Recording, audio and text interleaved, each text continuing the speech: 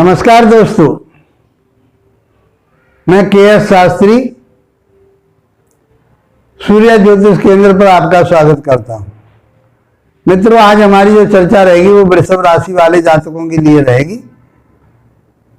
वृषभ राशि के जातकों के लिए ये महीने का मासिक राशिफल किस प्रकार का रहने वाला है, कैसे आपके स्वास्थ्य रहेगा, कैसी आपकी शिक्षा रहेगी, कैसा आपका कैरियर रहेगा, कैसा दाम्पत्य जीवन रहेगा, भाग्य कितना साथ देगा, व्यापार करेंगे उसमें आपके लिए कितना फायदा होगा, नौकरी कर रहे हैं तो आपके लिए, तो ये सब कैरियर और आपका जो भाग्य है, दाम्पत्य जीवन है, इसके बारे में हम बहुत सटीकता से समझते हैं।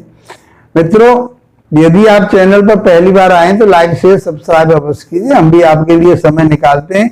आपके कमेंट्स मेरे पास व्हाट्सएप पर फोन करके आप अपनी समस्याओं का समाधान पूछते हैं, वो एक अलग बात है, मैं आपके समाधान करता हूं, लेकिन आप इसको भी लाइक शेयर सब्सक्राइब अवश्य किया करें ताकि हमारा भी एक मनोबल बढ़ता है।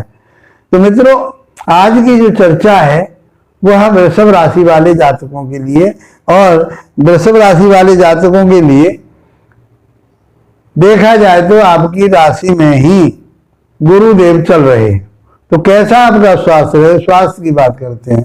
तो गुरुदेव कहाँ के स्वामी है? वो 12वें भाव के स्वामी है और 8वें भाव के स्वामी है।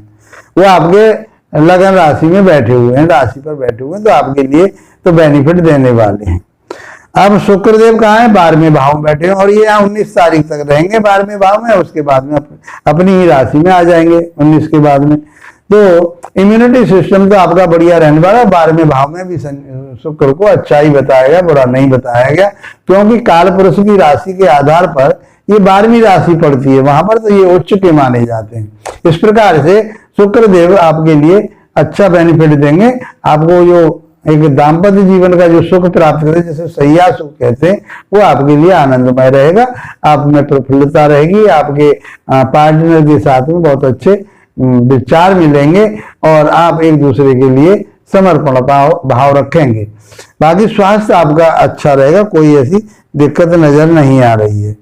अब बात करते हैं हम आपके शिक्षा ज्ञान की, ज्ञान विवेक की बात करते हैं। वो हम पंचम भाव से देखते हैं। पंचम भाव से क्या देखते हैं? बुद्धि विवेक ज्ञान देखते हैं, शिक्षा देखते हैं, आपके लव रिलेशन देखते हैं, यहाँ से आपका शेयर मार्केट देखते हैं, आपकी इच्छाएं देखते हैं। तो ये सब चीजें आपको यहाँ से मिलेंगी। यहाँ के स्वामी कौन बनते हैं? यहाँ के स्वामी बनते हैं बुधदेव, और यहाँ केतु बैठे हुए हैं। तो आपके लिए और मंगल की, सूर्य की और बुध की, राहु की, मंगल राहु और बुध की दृष्टि आ रही है। देखिए, एक सबसे बड़ा डिस्टरबेंस ये है कि राहु और मंगल का एक साथ बैठना कहीं ना कहीं डिस्टरबेंस करेगा। इसे अंगारक दोष बोलते हैं। तो दिक्कत तो आपके लिए कहीं ना कहीं से करता ही रहेगा। आमदनी आपकी बढ़िया रहेगी। बैठे हुए किसी में गुरु की राशि में बैठे हुए हैं, और मंगल गुरु का मित्र है, लेकिन राहु और मंगल आपस में द्वंद्व योग बनाते हैं। बुध यहाँ पर रहेंगे 10 तारीख तक, यहाँ से चले जाएंगे, तो मंगल तो पूरे महीना यही रहेगा, राहु तो यहाँ रहना ही रहना है। तो ये द्वंद्व योग जो है आपकी मानसिकता को दर्शाता है, आपके लव रिलेशन को दर्शाता है कि लव रिलेशन में भी कहीं द्वंद्व युद्ध ना शुरू हो जाए।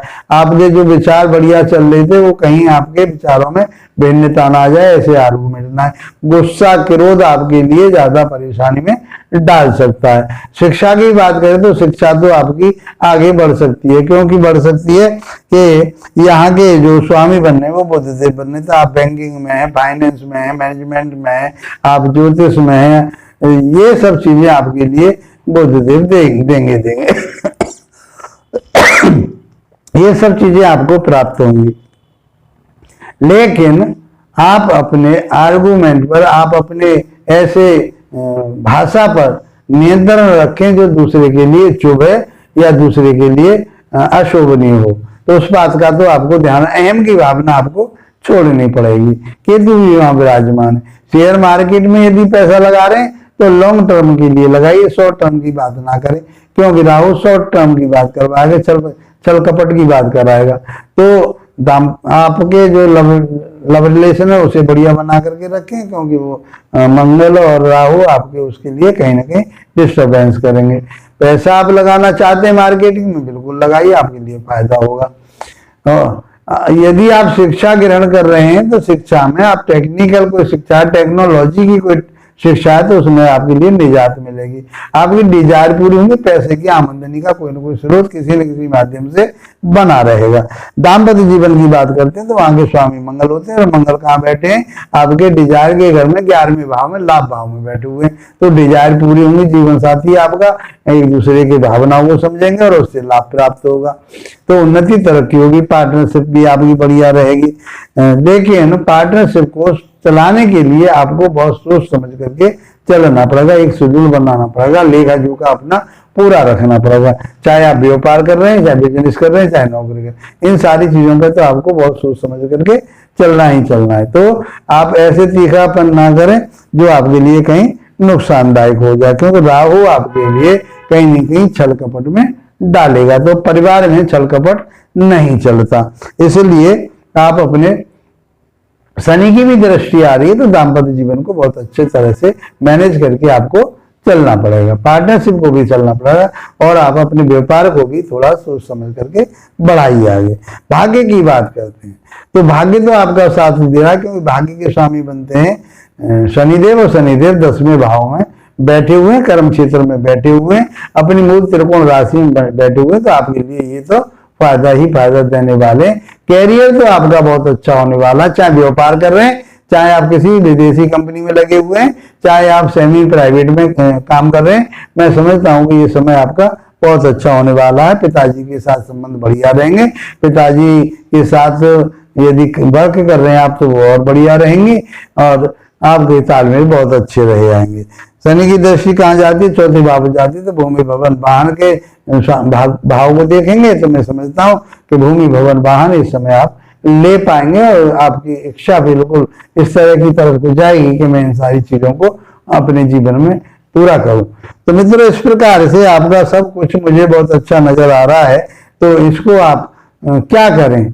जो कहीं डिस्टरबेंस हो रहा है और नहीं ये बातें हो रही, तो आप अपनी जन्म पत्रिका को दिखाइए, कहीं आपके शुक्र देव की, शनि देव की स्थिति या बुध देव की स्थिति कहीं डमाडोल तो नहीं है, कोई कमजोरी में तो नहीं है, कोई 6, 8, 12 में तो नहीं बैठे, कहीं वो अंशवाइज कम तो नहीं है। तो ये सारी चीजें आपको किसी विशेष ज्योतिषी से दिखाएं और आप उसके उपाय लें। बाकी फिर भी आप हनुमान चालीसा का पाठ करें, माता रानी की आराधना करें। हाँ, मैं समझता हूं कि आपका ये समय बहुत अच्छा बीतने वाला है। इसी के साथ आप लोगों का धन्यवाद, नमस्कार।